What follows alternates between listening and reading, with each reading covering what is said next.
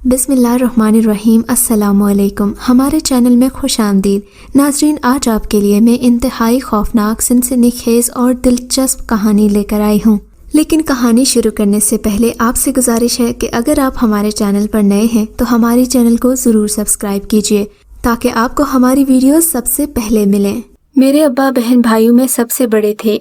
एक भाई छोटा और लाडला था जिसे अब्बा ने अपना घर अपनी विरासत समझकर उसके हवाले कर दिया, और बड़े भाई यानी मेरे अब्बा के हिस्से में ज़मीन का वो टुकड़ा आया जो जंगल के नज़दीक था। ये हिस्सा अगरचे कदरे वीरान था, लेकिन गर्मियों में यहाँ रहने का मज़ा ही अलग था। गर्मियों के दिन बड़े ही पुरमसरत होते और तकरीबन सभी रिश्तेदार हमारे घर उमड़ आते, क्योंकि हमारा ये घर दरख्तों के झुंड में वाक़ था। जबकि अब्बा की बहन यानी कि मेरी फुफ्फो भी हमारे साथ हमारे घर में मुस्तकिल रहती थीं। उनकी शादी तो हुई थी, लेकिन शादी के पहले साल ही फुफ्फा जान किसी हादसे में मौत का शिकार हो गए। मैं और मेरी फुफ्फो एक दूसरे से बहुत प्यार करते थे। वो तकरीबन मेरी हम उम्र ही थीं। उनकी शादी कम उम्र में हो गई थी, इसलिए उनमें अभी बचपना बाकी था, जबकि मेरी तो उम्र ही कम थी। बहरहाल मेरी और फुफ्फो की खूब गाड़ी छनती थी। हम लोग हर काम साथ करते थे। चश्मे से पानी भरने से लेकर रात को सोने तक हम एक साथ रहते। फुफ्फो कहानियों की रसिया थीं। उन्हें मुख्तलिफ कहानियाँ याद थीं, लेकिन मसला ये था कि रात को जब वो मुझे कहानियाँ सुनाती, आवाज़ चाहे सरगोशी में हो, कमरे में मौजूद बाकी लोगों की नींद हमारी कहानियों से ख़राब होती। मैंने और फुफ्फो ने ठान ली थी कि अब इन कमरों में बंद होकर नहीं सोएंगे। गर्मियों के दिन थे, क्यों न ठंडी हवा के मज़े लिए जाएं और छत पर सोया जाए। लेकिन मसला ये था कि हमारा घर जंगल से नज़दीक था और इसीलिए घर के बाहर सोना किसी रिस्क से कम नहीं था। मगरिब की अजान के बाद अक्सर शेर या फिर गीदड़ दहाड़ते थे। इशा के वक्त किसी अजीबो गरीब जानवर के बोलने की आवाज़ आती थी।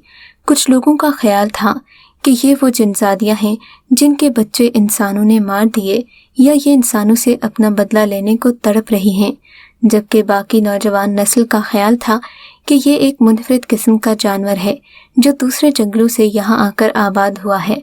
बहरहाल हर एक की अपनी अपनी अलग राय थी, लेकिन इस बात को मानती हूँ कि गांव में बाहर सोना एक बहादुर शख्स का ही काम हो सकता है। खैर, मैं और फुफ्फो किसी चंगेज़ खान से कम नहीं थे। हम लोगों ने कहाँ बाज आना था, सो हमने अपनी अपनी चारपाइयाँ बाहर निकाली और अम्मी अब्बू के लाख मना करने के बावजूद भी छत पर बिछाकर रात को लेट गए। अम्मा ने मुझे कई बार कहा कि अंदर आकर सो जाओ, बाद में दरवाज़ा नहीं खोलूंगी, अगर कोई ऐसी वैसी बात हुई तो और मार पड़ेगी। लेकिन मैंने और फुफ्फो ने किसी की एक न सुनी। घर वाले जब हमें समझा कर थक हार गए तो वो भी अपने अपने कमरों को चले गए। हमारा घर वैसे भी कच्चा था, 2 ही कमरों पर मुश्तमिल था और एक ढलवान पर तामीर किया गया था। छत का पिछला हिस्सा ज़मीनी सतह से मुकम्मल तौर पर जुड़ा हुआ था, बल्कि यूँ कहें कि हमारे मकान की छत को छत कहना मुनासिब नहीं होगा, क्योंकि ये ज़मीनी सतह से मिली हुई थी और इसी वजह से यहाँ पर सांप, गीदड़ या शेर वगैरह के आने के इम्कानात भी काफ़ी ज़्यादा थे, जबकि बाकी लोगों की छतें मुख्तलिफ थीं। बहरहाल मैं और फुफ्फो अपनी कहानियों में मगन थे। ये कोई रात के 11-12 बजे का वक्त होगा। गांव में रातें जल्दी हो जाती हैं। सब लोग नींद की गहरी वादियों में खो गए थे और जंगल में दूर दूर तक सन्नाटा था। हमारे घर में तो हू का आलम होता था। अब मुझे थोड़ा थोड़ा डर भी लग रहा था। कभी अंधेरे में साए से बनते महसूस होते तो जान निकल जाती, लेकिन फिर फुफ्फो तसल्ली देती कि कम से कम यहाँ हम खुलकर बोल तो सकते हैं। फुफ्फो के कहने पर मैं खामोश हो गई। कहानी सुनते सुनते मुझे नींद आने ही वाली थी कि मेरे कानों ने किसी चीज़ के गुर्राने की हल्की सी आवाज़ सुनी। आवाज़ सुनकर मेरी तो गोया जान निकल गई थी।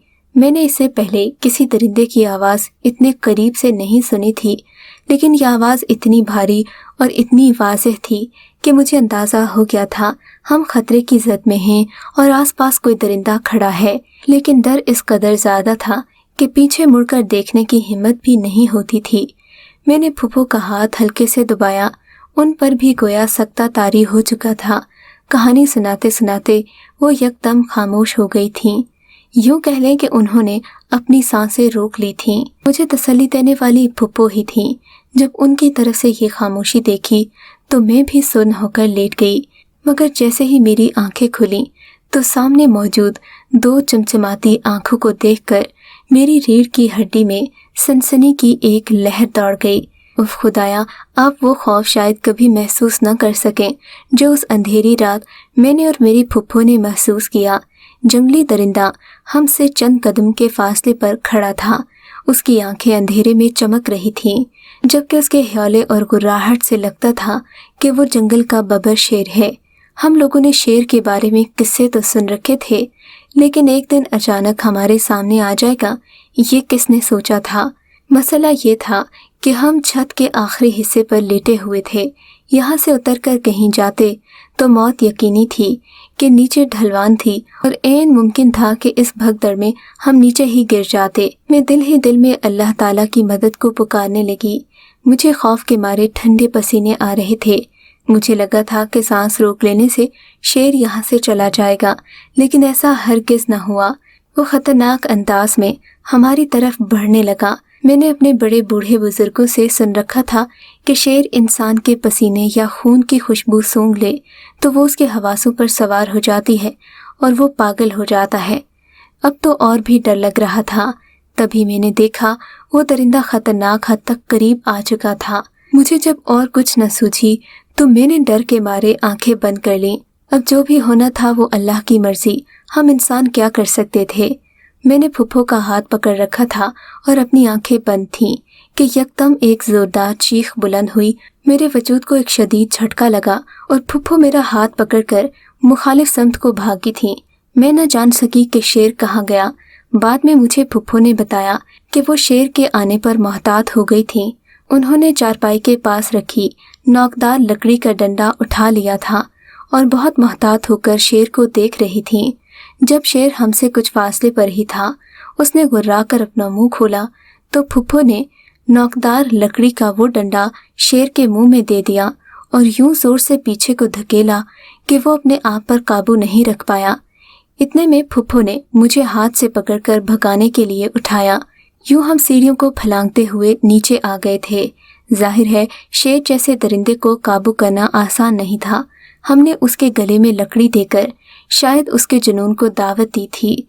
हम नीचे वाले बरामदे में आकर जोर जोर से दरवाजा पीटने लगे। इसी दौरान शायद शेर अपने मुंह से वो लकड़ी निकाल चुका था जो उसे काबू करने के लिए हमने उसके मुंह में फंसाई थी। मैं और फुप्पो दीवानों की तरह दरवाजा पीट रहे थे, जबकि शेर की गुर्राहट हमसे करीब हो रही थी। वो पागलों की तरह हमें ढूंढ रहा था। अगले ही लम्हे मुझे शेर के जस्त लगाने की आवाज़ आई। मैं जान गई कि वो सीढ़ियां फलांग कर नीचे आ गया है। मैं और फुप्पो मारे डर के बेहोश होने वाले थे। अब तो हमारे पास लकड़ी का वो डंडा भी मौजूद नहीं था। खुशकिस्मती से उसी वक्त अम्मी ने कमरे का दरवाज़ा खोल दिया। हम आंधी तूफान की तरह कमरे के अंदर दाखिल हुए और दरवाजे को जोर से बंद कर दिया। हम समझ रहे थे कि खतरा टल गया है, लेकिन ये हमारी गलत फहमी थी। जैसे ही हमने कुंडी लगाई, दरवाजे पर जोर से किसी ने धक्का दिया।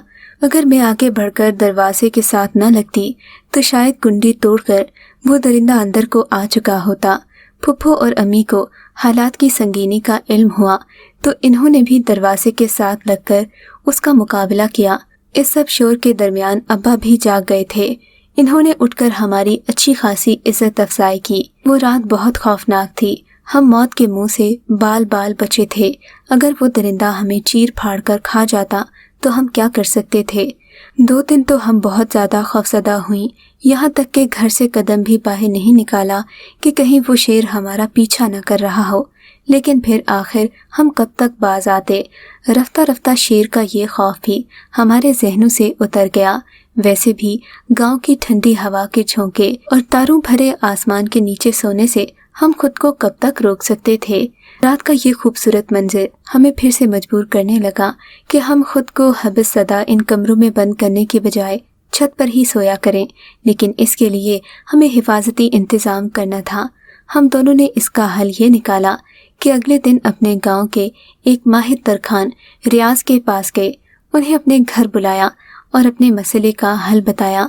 वो कहने लगा, अगर आप लोग एक हवादार कमरा बनाना चाहते हैं तो मैं आपको जंगल में एक ऐसी जगह बताता हूँ जहाँ मजबूत लकड़ियाँ मौजूद हैं। इस जंगल में शीशम का एक दरख्त मौजूद है जिसकी लकड़ी बहुत मजबूत होती है। जंगल के खूनी दरिंदों से बचना मुमकिन है अगर आप दोनों मिलकर वो लकड़ी ले आएं। मैं आपका मसला बहुत जल्दी हल कर दूंगा। लकड़ियों की मदद से मैं एक बाड़ सी बना दूंगा। आप दोनों आराम से छत पर सो सकते हो। मैं और फुप्पो खुश हो गए, लेकिन मसला ये था कि जंगल में लकड़ियों के काटने पर पाबंदी थी। बहरहाल गांव में ये काम ज्यादातर मर्द करते थे, तो औरतों के जंगल जाने पर ना ही पाबंदी थी, ना ही कोई उन्हें शक की नज़र से देखता था। मैंने और फुप्पो ने शीशम की लकड़ी तलाश करना शुरू कर दी। आखिरकार जंगल के आखिरी सिरे में हमें एक मजबूत दरख्त मिल ही गया। हम लोग यहाँ दिन के वक्त गए थे। हम इस दरख्त को काटना तो चाहते थे, लेकिन मसला ये था कि ये ज़्यादा वीरान जगह नहीं थी। वीरान जगहों पर दरिंदों और सांपों वगैरह का अंदेशा ज़्यादा होता था। इस जगह से इक्का दुक्का लोगों का गुजर तो होता था। हमने सोचा कि अंधेरा ढलते हुए यहाँ आएंगे, क्योंकि मगरिब के वक्त ज़्यादातर लोग खौफ के मारे इस जगह के पास से नहीं गुजरते थे। लोगों का ख्याल था कि यहाँ भूत प्रेतों का बसेरा है। मैं और फुप्पो अगरचे दरिंदों से डरते थे, लेकिन भूत प्रेत से हमें कोई मसला नहीं था, क्योंकि इन बातों पर हम सिरे से यकीन ही नहीं रखते थे। बहरहाल मैंने और फुप्पो ने लोगों के डर का फ़ायदा उठाने का सोच लिया। मौके की तलाश में थे कि बिलाखिर एक दिन हमें मगरिब के वक्त घर से बाहर निकलने का मौका मिल ही गया। हम लोगों ने हिम्मत की, दरख्त काटने के लिए चल पड़े। हम लोगों के हाथ में आरी थी। बड़ी मुश्किल से आधे घंटे की मुसलसल मेहनत से हम दरख्त को तने से उखाड़ने में कामयाब हो गए, लेकिन इस दौरान मैंने महसूस किया कि दरख्त से घुटी घुटी चीखों की आवाज़ें आ रही थीं। मैंने और फुप्पो ने एक दूसरे को आंखों ही आंखों में देखा और जानबूझकर इस बात को नज़रअंदाज कर दिया, क्योंकि हमें हर हालत में शीशम की लकड़ी चाहिए थी। बहरहाल हमने लकड़ी काट कर ढेर कर दी और अगले दिन का इंतज़ार करने लगे, क्योंकि लकड़ी लाने के लिए ज़्यादा वक्त दरकार था। बहरहाल अगले दिन तरखान रियाज आ गया। उसने बड़ी महारत और हुनरमंदी से एक छोटा सा हवादार कमरा तैयार करना शुरू कर दिया। उसे तकरीबन पूरा दिन लगा था। बदले में हमने अपनी पिछली जमा की हुई सारी ईदियाँ तरखान रियाज की झोली में डाल दी। हम दोनों बेहद खुश थीं। घर वालों ने हमें फिर मना किया कि इस किस्म की हरकतें करने की ज़रूरत नहीं, लेकिन अब उनके पास हमें रोकने का कोई जवाब नहीं बनता था, क्योंकि हमने तकरीबन छत के ऐन वस्त में कमरा नुमा लकड़ी की बाड़ बना दी थी। शीशम की लकड़ी की खुशबू अभी ताज़ा थी, सो इस कमरे में अजीब सी रोमानवी कैफियत पैदा करती। हमारे लिए ये माहौल किसी जन्नत से कम नहीं था। हम लोगों ने अपनी ज़रूरत का सामान भी यहीं रखने का सोचा था, क्योंकि छत पर अक्सर प्यास लगती तो हम उठकर नीचे भी न आ पाते। दरवाजे बंद होते थे। यहाँ पर आराम से 2-3 चारपाइयाँ बिछाई जा सकती थीं। खैर, मैंने और फुप्पो ने अपनी अपनी चारपाई भी रखी। अपनी ज़रूरत का सामान, रेडियो, पानी का मटका यहीं पर रख दिया। रात को हम लोग सोने के लिए लेटे तो अलग ही मुसरत का एहसास हुआ। ऐसा लगता था ये घर हमारी खून पसीने की कमाई से बना है। बहरहाल मैंने और फुप्पो ने एक दूसरे से खूब बातें की। फुप्पो ने मुझे एक की बजाय 2 कहानियाँ सुनाई, क्योंकि आज किसी किस्म का डर नहीं था। थोड़ी देर के बाद हमें नींद आ गई। सोते हुए मुझे थोड़ी ही देर हुई थी कि एहसास हुआ मेरी चारपाई हल्के से हिल रही है। नींद गालिब थी, सो मैं दोबारा सो गई। लेकिन 2 लम्हे सुकून के गुजरे थे कि किसी के रोने और चीखने की आवाज़ें आने लगीं। ये आवाज़ें इस कदर भयानक थीं कि मैंने ज़ोर से फुप्पो को दबोच लिया। फुप्पो ने भी ये आवाज़ें सुन ली थीं। हम दोनों ने डर डर कर वो रात गुजारी थी, लेकिन फिर सुबह हुई तो यही ख्याल किया कि शायद ये आवाज़ें करीबी जंगल से आ रही थीं। तो चूँकि हम लोगों ने अच्छी खासी मजबूत लकड़ी का बंदोबस्त कर रखा था, सो हमें डरने की ज़रूरत नहीं थी। लेकिन हम क्या जानते थे कि ये हमारा वहम है। अगली रात जब हम लोग सोए तो हमें फिर से किसी औरत के रोने की आवाज़ें आने लगीं। अब वहम की कोई गुंजाइश नहीं थी। ये आवाज़ें फुप्पो को भी और मुझे भी सुनाई दे रही थीं। आवाज़ों में अजीब किस्म का दर्द था, जबकि सबसे ज़्यादा दिलचस्प और खौफजदा करने वाली बात यह थी कि उस औरत की आवाज़ हमें अपने बहुत ज़्यादा करीब महसूस हो रही थी। मैंने आँख खोली तो देखा शीशम की लकड़ियों की बाड़ में बैठी औरत ज़ारो कतार रो रही थी, जबकि उसके हाथ में एक जख्मी बच्चा भी मौजूद था।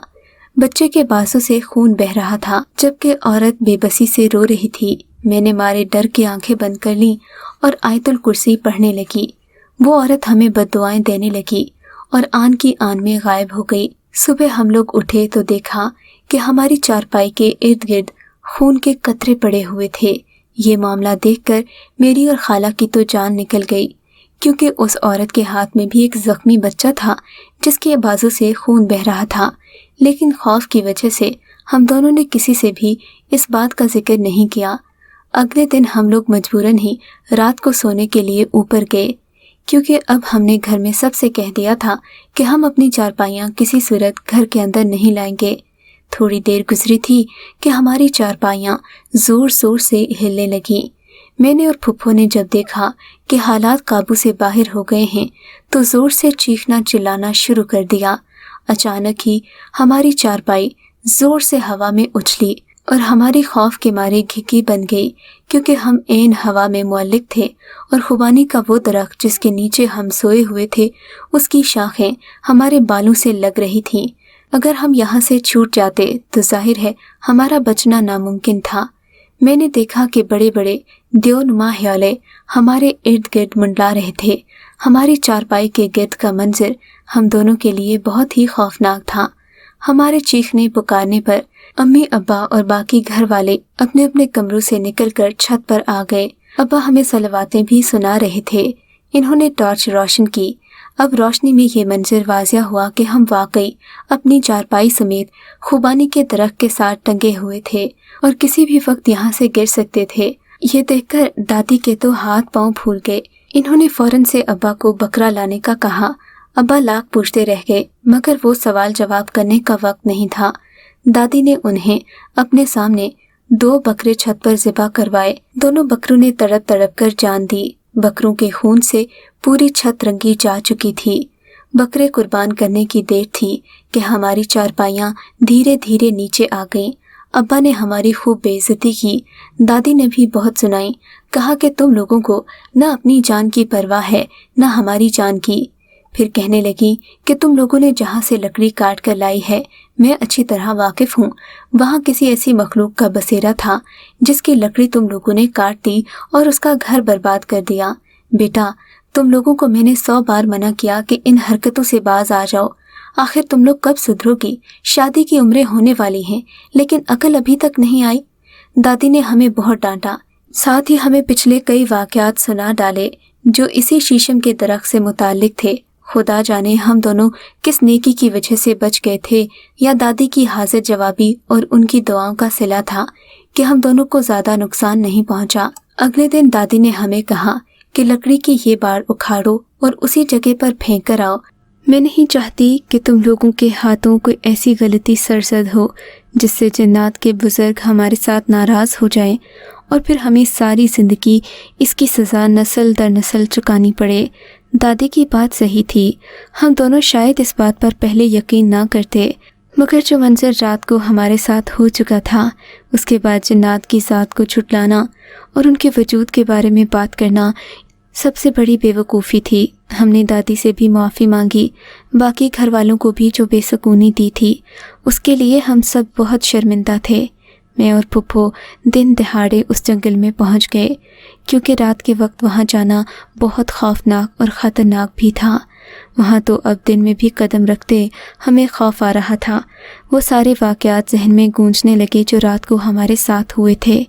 अल्लाह हमें इस अजाब से बचाए। फुप्पो बोली, आइंदा के बाद ऐसी कोई मस्ती नहीं करेंगे। मुझे तो लगता है कि इस सभी जगह पर आसिफ का गहरा साया है, वरना तो यहाँ पर कोई भी आने से कभी गुरेज ना करता और ना ही डरता घबराता। तुम्हें पता तो है कि गांव में कितने जोशीले नौजवान हैं, उनमें से आखिर किसी की भी तो हिम्मत होती ना। अगर कोई ये समझता कि ये सब झूठ है तो उसे गलत साबित करने की कोशिश करता। फुप्पो अपनी बातों में मगन थीं, मगर मैं जानती थी हम जब ये लकड़ियाँ यहाँ रख रहे थे तो कोई हमें दरख्त के पीछे से छुपकर सुन रहा था। एक लम्हे को एक सर्दी की लहर मेरे पूरे जिस्म में दौड़ गई, मगर फिर ये सोचकर इत्मीनान हुआ कि हम उनकी अमानत वापस करने आए थे। ہم وہ لکڑیاں وہاں پھینکتے ہی پھپھو کو میں نے اشارہ کیا۔ انہوں نے سمجھ لیا کہ میں کچھ دیکھ چکی ہوں۔ ہم وہاں سے الٹے پاؤں بھاگے، پھولی سانسوں کے ساتھ گھر پہنچے۔ گھر پہنچتے ہی ساری بات دادی کو بتا دی۔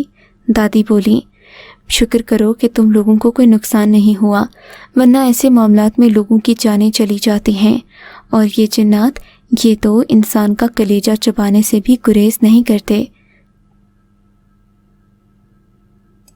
اگر آپ کو یہ کہانی اچھی لگی ہے تو اس ویڈیو کو لائک کیجیے، اور اس طرح کی مزید ویڈیوز دیکھنے کے لیے ہمارے چینل کو سبسکرائب کیجیے۔ اور ہاں، اگر آپ کی کسی دوست، رشتہ دار یا بہن کے ساتھ خدا نہ کرے ایسا کوئی واقعہ پیش آیا ہے تو ہمیں کامنٹ سیکشن میں اس کے بارے میں ضرور بتائیے۔